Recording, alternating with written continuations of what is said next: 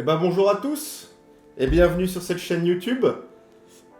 Comme j'en avais parlé dans ma vidéo présentation, voici ma table de jeu. Je l'ai faite, elle est prête.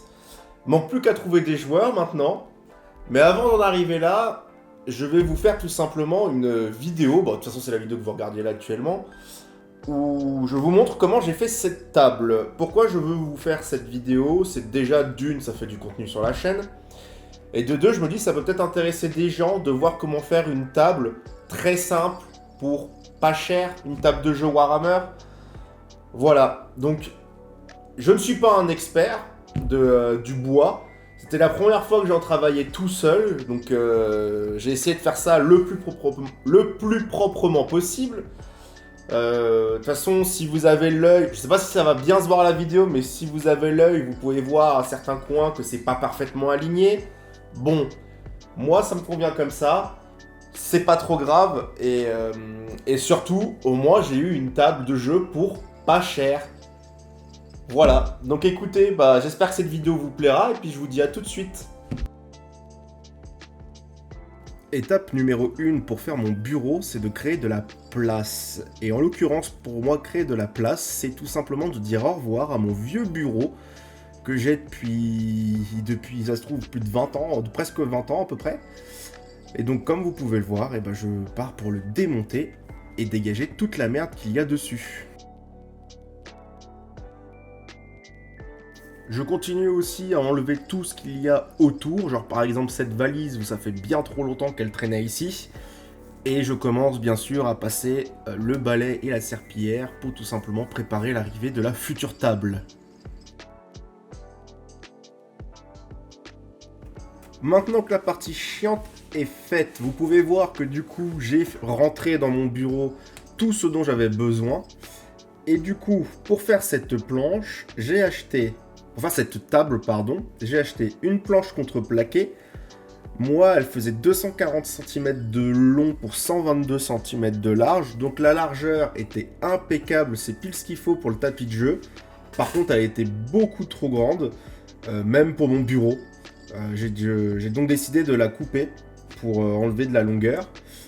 J'ai acheté aussi 4 tasseaux, pareil, de 240 cm de long pour 2 cm de large, de la visserie, de la peinture noire, de la colle à bois, et j'ai eu besoin du coup d'une visseuse et d'une scie sauteuse pour faire cette table. Voilà en gros tout ce dont j'ai besoin.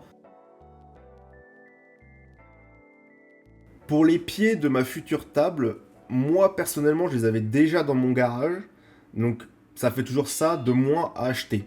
Vous forcément va falloir le prévoir. Parlant maintenant de bricolage, ma planche faisant 244 cm de long, elle était beaucoup trop grande déjà par rapport au tapis de jeu, et ensuite tout simplement par rapport à l'espace que j'ai dans mon bureau. Mon bureau n'étant pas non plus très grand, il fallait que je la recoupe. Et je voulais donc garder aussi de l'espace de chaque côté du tapis pour pouvoir exposer les figurines avant de les jouer. Donc j'ai pris une décision, c'est tout simplement de garder 10 cm de chaque côté du tapis, donc 20 cm de plus au total. Donc comme vous pouvez voir, je suis en train de mesurer afin de préparer ma découpe à la scie sauteuse à 202 cm.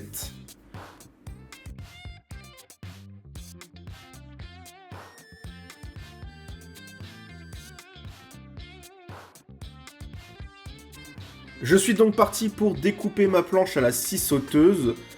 Je prends bien sûr mon temps de le faire, je ne suis pas pressé. De 1, pour pouvoir suivre correctement le trait que j'ai tracé, pour couper le plus droit possible, pour avoir moins à rattraper après à la ponceuse, mais surtout pour ne pas abîmer cette planche, parce que je vous le rappelle, c'était une planche de contreplaqué. Et vu que c'est une planche de contreplaqué, je ne veux surtout pas qu'elle se fissure, qu'elle se craque pendant la découpe, parce que sinon ça aurait été catastrophique. Du coup, en y allant gentiment, en prenant mon temps, il n'y a eu aucun souci, la planche s'est vraiment découpée correctement. Une fois la découpe terminée, je passe au ponçage. Le but est de 1 d'enlever toutes les petites échardes que je peux trouver au niveau de la découpe pour éviter de me blesser. Et de 2, tout simplement, de rattraper tous les endroits où effectivement je n'ai pas coupé droit. Parce que vous vous en doutez, à la scie sauteuse, couper droit, c'est pas possible. Il y a forcément des endroits où vous allez avoir des petits arrondis et tout. Donc la ponceuse permet de rattraper tout ça. Gentiment, bien sûr, ça ne se fait pas en 2 minutes, mais en y allant gentiment, en repassant à droite, à gauche, etc., on arrive à rattraper et à être droit. Pas à 100%, mais on va dire dans l'acceptable.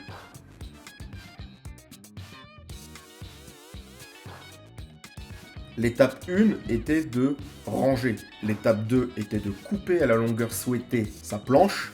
L'étape 3 est tout simplement de préparer les tasseaux. Or, je pense que la première erreur par rapport à ma table se fait ici. J'ai tout simplement préparé tous les tasseaux d'avance. C'est-à-dire que j'ai coupé mes 2 longueurs de tasseaux à 202 cm.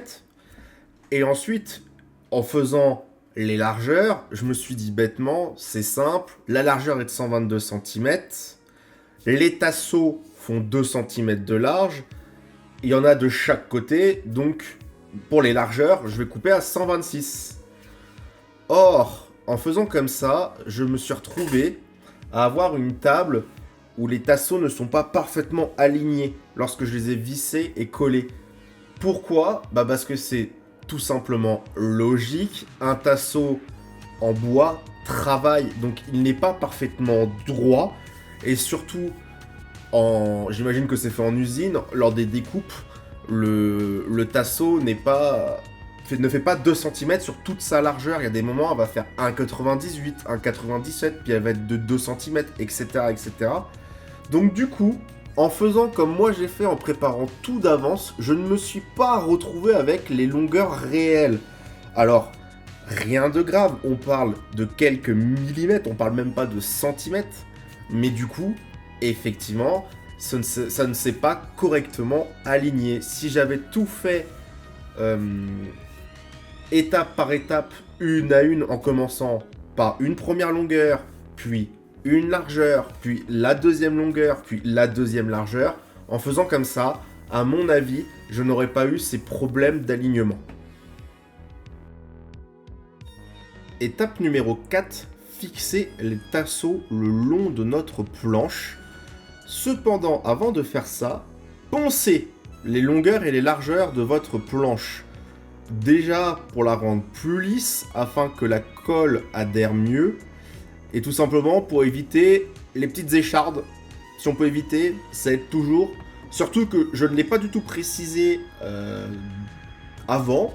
Mais vous le voyez, je suis pas trop un modèle de sécurité, quoi. Les lunettes de sécu, les gants, faire les travaux en tongs. Prenez pas exemple sur moi. Maintenant, pour fixer mes tasseaux à la planche, on va utiliser forcément les vis et la colle à bois. Et je tiens dire attention à vous pour la colle à bois. Moi, ça m'a vachement surpris. C'est très liquide. Alors, je sais pas si c'est cette colle qui était très liquide ou si elles sont toutes comme ça. Mais la colle à bois est vachement liquide. Et du coup, plus d'une fois, je me suis retrouvé à nettoyer le sol avant que ça prenne. Pareil, avertissement que je peux vous donner. Ne soyez pas bête comme moi. Déjà, si vous êtes 2, faites-le à 2. Ça sera beaucoup plus simple. Parce que tout seul, moi à ce moment-là, j'étais tout seul pour fixer mes tasseaux et je n'ai pas voulu attendre ma conjointe. Je suis désolé pour le mot, mais je me suis fait chier de fou. Voilà. Déjà, j'ai été très bête à ne pas préparer mes tasseaux à l'avance, c'est-à-dire ne serait-ce que prévisser mes tasseaux afin que j'arrive, une fois qu'elle est mise, avec la visseuse, hop, ça y va tout seul. Non, moi je me suis retrouvé à prendre le tasseau, à le maintenir avec ma jambe et une main, et prendre dans la deuxième main la visseuse avec la vis, en la mettant d'une façon pour pas que ça tombe par terre. Excusez-moi, je bégaye. Rien que d'y penser, je me dis que j'étais vraiment bête. Vous avez compris, soyez pas comme moi. préparez les choses à l'avance, prévissez vos vis sur votre tasseau, mettez la colle, et puis comme ça, si vous êtes tout seul, ça va en 2 secondes, quoi. Vous vous emmerdez pas.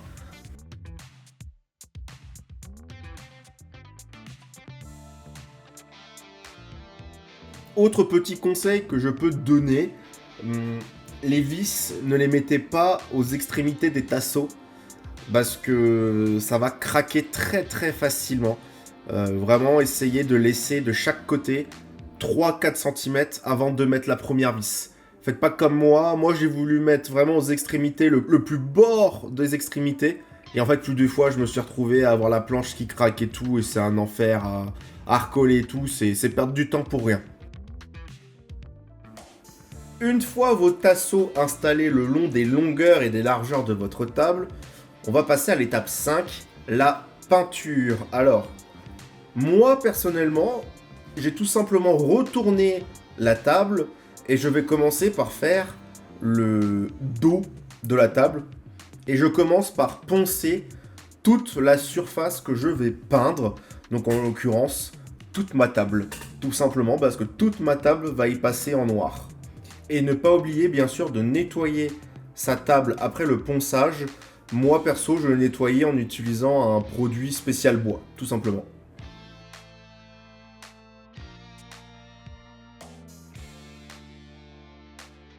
Si jamais ça vous intéresse, la peinture que j'ai achetée, je l'ai achetée chez Action. Et c'est une peinture, d'après le mode d'emploi, 2 couches suffisent. Et c'est une peinture noire et vernie en même temps. Donc, sur le papier, je me suis dit, bah, économie, j'achète 2 en 1, tout simplement. Et puis on verra bien ce que ça donne. Et honnêtement, j'en suis vraiment content.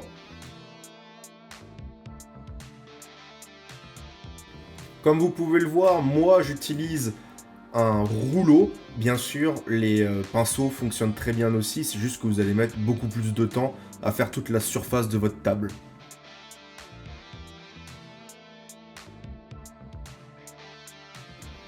La première couche aura mis moins d'1 heure à sécher et du coup je viens passer, comme vous pouvez le voir, la deuxième couche qui effectivement suffit largement. Et bien sûr, là où le rouleau ne pouvait pas passer, ou tout simplement a mal passé, je viens tout simplement rattraper au pinceau.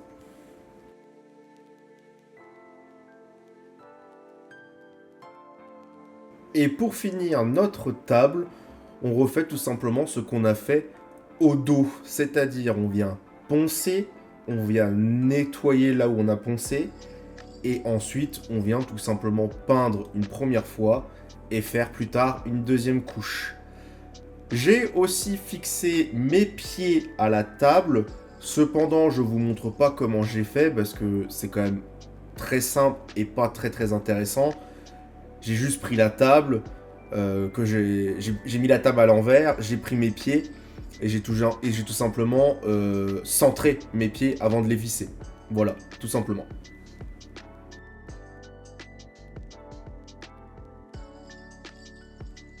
Vous voyez donc maintenant le résultat final de la table. Moi, j'en suis très content. Vraiment, je suis fier de ce que j'ai fait. Et maintenant, du coup, la dernière étape, forcément, c'est la mise en place et le nettoyage de toute la merde qu'on a pu foutre un petit peu partout. Maintenant, je vais vous parler aussi un peu du prix des matériaux. Comme je vous ai dit, c'est une table pour pas cher. Et effectivement, au total, j'en ai eu pour maximum 185 €. Maintenant, en termes juste des matériaux principaux, donc c'est-à-dire la planche et les 4 tasseaux, comptez, enfin moi en tout cas j'en ai eu pour 139,99 €. Voilà. Je sais que ça peut être quand même un billet pour certaines personnes, mais je considère ça vraiment pas cher quand on voit le prix tout simplement de faire une table par des entreprises professionnelles. Là, en l'occurrence, vous pouvez pas faire moins cher, je pense. Bien sûr, à prendre en compte, le prix varie suivant, forcément, comme je vous ai dit, si vous devez acheter des pieds, si vous n'avez pas de visseuse, si vous n'avez pas de scie sauteuse, etc. Le prix va varier et forcément suivant dans quel magasin vous achetez vos matériaux. Bah écoutez, c'est la fin de cette vidéo. Comme d'habitude, si elle vous a plu, abonnez-vous et mettez un petit pouce en l'air. Et je vous dis bonne continuation et à la prochaine vidéo.